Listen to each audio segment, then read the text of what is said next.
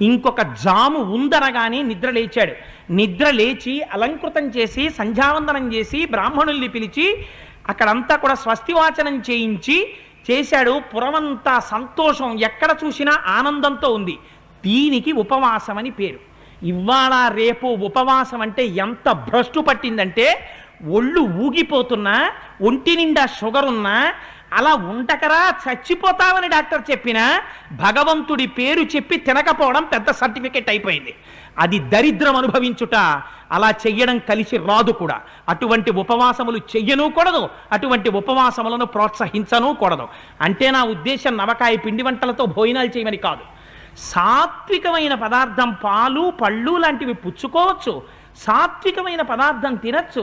ఈ శరీరాన్ని నిలబెట్టుకుని కడుపు నిండా తినమని కాదు, ఎంత తింటే శరీరం నిలబడుతుందో అంత తిని శరీరాన్ని నిలబెట్టుకోవాలి.